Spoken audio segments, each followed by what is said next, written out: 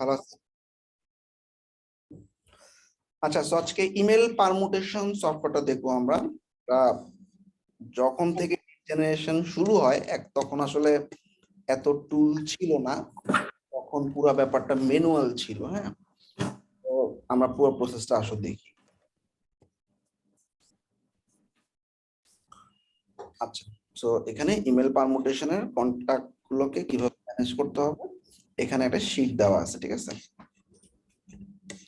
আচ্ছা, এই শীটটার view access দেওয়া আছে, একটু ভালো করে খেয়াল করো। এই শীটটাকে তোমরা মেক এ কপি দিয়ে নিবা, ভালো করে দেখো, ফাইলে গিয়ে মেক এ কপি, ঠিক আছে। ওকে,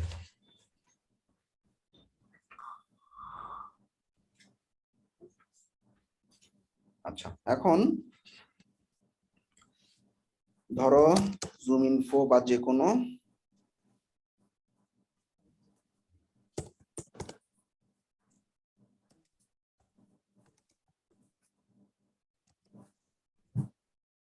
সার্চ, যে কোনো কিছু যদি সার্চ করলাম, সার্চ করলাম, হ্যাঁ, মনে করো একটা পিপলের ইনফরমেশন আমার কাছে আছে। সো এটার মিনিমাল ওয়েটা একটু ভালো করে খেয়াল করি। আমরা ক্লিক করলাম।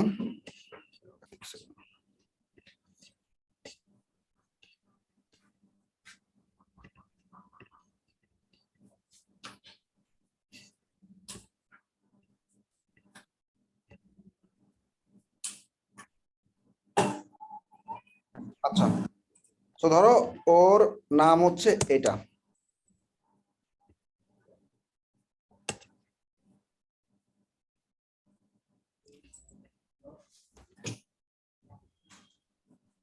আচ্ছা, অথবা আমরা লিঙ্কডইন থেকে বের করি, তাও হবে। যদি তোমার কাছে লিস্ট অফ পিপল আছে, তাদের কোম্পানির নামটা তুমি সবকিছু জানো, কিন্তু তার ইমেলটা তোমার কাছে নাই, এটা আমরা পারমুটেশন, যখন কোনো সফটওয়্যারে পাবা না তখন পারমুটেশন ইউজ করবা। এইটা পারমুটেশন বলতে আমাদের একজনের, মনে করো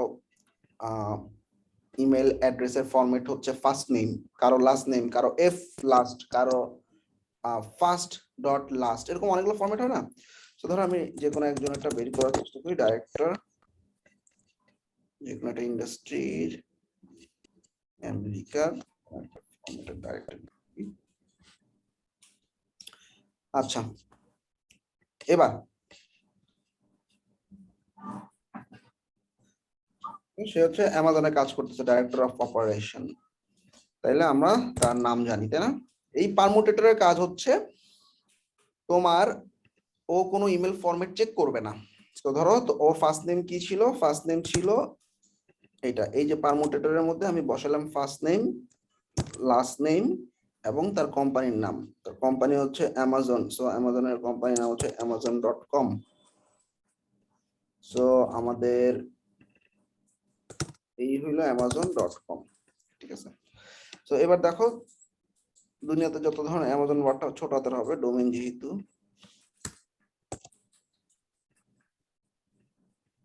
আচ্ছা, এবার একটু মন দিয়ে দেখো, FN মানে ফার্স্ট নেম, ব্রুক @amazon.com একটা ফরম্যাট, লাস্ট নেম কনলন @amazon.com, মানে এটা সব পসিবল, মানে পসিবল যত ইমেল হইতে পারে, ফার্স্ট নেম লাস্ট নেম একসাথে। So Brooke Conlon @amazon, first dot last, মানে first name dot last name, তাহলে ডট, FI মানে এফ ইনিশিয়াল, অর্থাৎ ব্রুকের বি, লাস্ট নেম পুরাটা, এই জন্য LN, কনলন, ঠিক আছে। First initial dot last name, তাহলে বি ডট কনলন, এরকম অনেকগুলো ফরমেশন পাইছো না। সো আমাদের এই প্রসেসটা হচ্ছে সবচেয়ে জাস্টিফাইড, এবং অনেক সময় সফটওয়্যার ভুল করে, কিন্তু এই প্রসেসটা ভুল হবে না। এখানে অনেকগুলো ফরমেশনের ইমেল আছে একটা মানুষের। এখন তুমি জানো না এটার মধ্যে কোন ইমেলটা আছে। ওকে, এক হচ্ছে তুমি ইমেল টেস্টার, যে কোনো সফটওয়্যার দিয়ে টেস্ট করতে পারো যে কোন ইমেলটা ভ্যালিড, বাইর করে দাও। অথবা আমরা যেটা করতে পারি, জিমেলের মধ্যে কন্টাক্ট প্লাস নামে একটা ক্রোম এক্সটেনশন আছে, ঠিক আছে।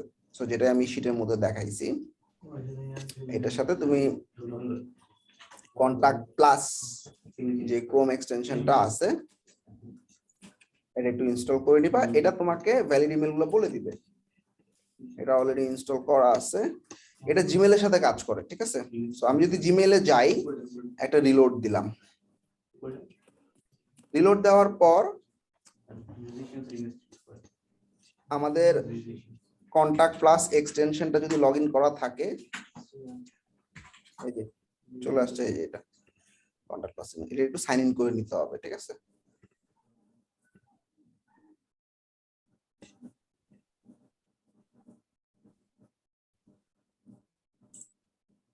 ডান। কন্টাক্ট প্লাস জেমনার সামনে রেখে দাও। আচ্ছা, এইবার আমরা কম্পোজে ক্লিক করব। কম্পোজে আমাদের এই মানুষটার যতগুলা ফরম্যাট আছে সবগুলা কপি করলাম। কপি করে আমার জিমেইলের ইনবক্সে পেস্ট করে দিলাম, ঠিক আছে? মানে টুতে পেস্ট করে দিলাম। ওকে, এইবার আমি প্রত্যেকটা ইমেলে ধরবো। কন্টাক্ট প্লাস হাতের ডান দিকে তোমার ভেরিফাই করা শুরু করছে। প্রথমটাতেই ভেরিফাইড। কেমনে বুঝছি? তার ছবি, তার নাম, অ্যামাজন, লিঙ্কডইন, টুইটার সব পেয়ে গেছি, তাই না? অন্যগুলো একটু ধরে দেখি। ক্লিক করলাম। ক্লিক করার পর কোনো ছবি টবি আসছে? না ভাই, না। ক্লিক করলাম, কোনো ছবি আসে নাই। এটাতে ক্লিক করলাম, ছবি আসে নাই। তাহলে প্রথম যেটা আসছে সেটাই ভ্যালিড। এটা কি বুঝছো? হ্যাঁ ভাই। সো হ্যাঁ, আমরা ওই যে ভেরিফিকেশন করেছিলাম একটা টুলস দিয়ে, ওই জায়গায় তো আমরা টেস্ট করতে পারি। ওটাতে টেস্ট করতে পারো, বাট এটা আরো কিছু ইনফরমেশন পাইলা, লিঙ্কডইন, ঠিক আছে? ইমেল পাইলা। আচ্ছা, তো মোটামুটি সবাই ক্লিয়ার না? জি। সো আমাদের এই ইমেল পারমুটেশন সফটওয়্যার দিয়ে খুব সহজেই তুমি ইমেলের কম্বিনেশন বের করতে পারবা, এবং ইমেল কম্বিনেশন থেকে ইমেলের কম্বিনেশন সবগুলো জিমেইলে পেস্ট করলে টুতে তোমার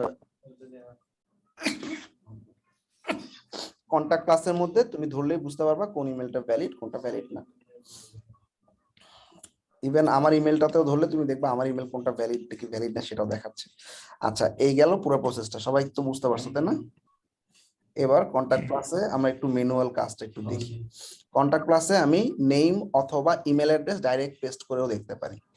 যেমন তুমি একটা একটা যদি চেক করতে চাও, ধরো আমার এই ইমেলটা ভ্যালিড কিনা,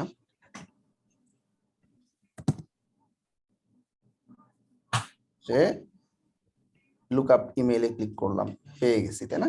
এরকম তোমাদের কাছে অনেকগুলো লিস্ট অফ ইমেল আছে না? আমি একটা একটা দিয়ে দেখাই তাহলে।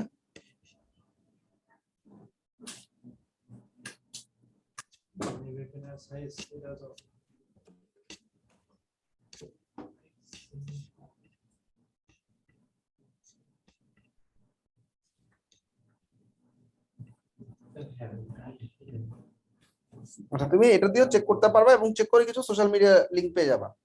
এটা হচ্ছে সবচেয়ে বড় সুবিধা তোমার। ধরো আমাদের এই হইলো ইমেল, তাই না? কপি করে আমি আমার বিভিন্ন সোশ্যাল মিডিয়া বা বিভিন্ন আরো আদার্স ইনফরমেশন জানার জন্য জাস্ট তুমি ক্লিক করবা ইমেলটাতে, ঠিক আছে? লিঙ্কডইন পাইছো, টুইটার পেয়ে গেছো, তারপর কোন কোম্পানিতে কাজ করে সেটাও পেয়ে গেছো, তারপরে ইমেলটা ভ্যালিড কিনা সেটাও বুঝতে পারবা। যদি কোনো ছবি টবি না থাকে বুঝবে ইমেলটা ভ্যালিড না। সো কন্টাক্ট প্লাস সবসময় কিসের সাথে কাজ করে? জিমেইলের সাথে কাজ করে, এটা মনে রাখবা। আরেকটা ইমেল দিলাম, লুক আপ, এটারও ছবি টবি সমস্ত ইনফরমেশন দেখা যাচ্ছে, কোন কোম্পানিতে আছে, তার ইমেল কি, এই জিনিসগুলো দেখা যাচ্ছে। ওকে, আচ্ছা। ইমেল ছাড়াও আমরা নেম লুক আপ করতে পারি।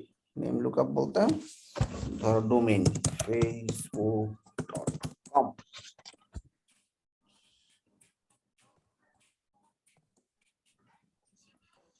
নাই কেন?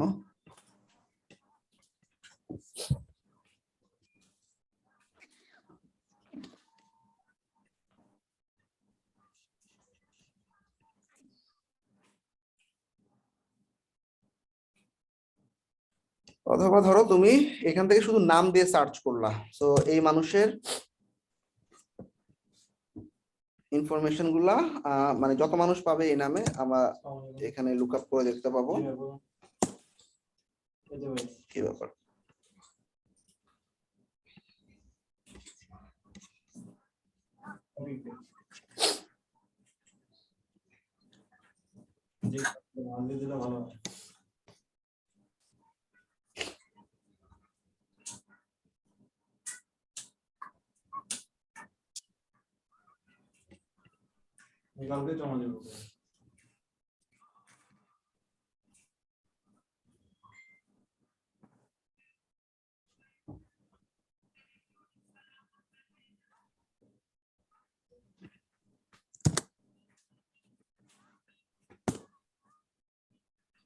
এটা অফ করে দিছে, এখান থেকে আগে অনেক কিছু বের করা যেত। যাই হোক, তো এই এক্সটেনশনটা ইউজ করে মোটামুটি তোমরা ইমেল ভ্যালিডেট করতে পারবা। সবাই বুঝছো?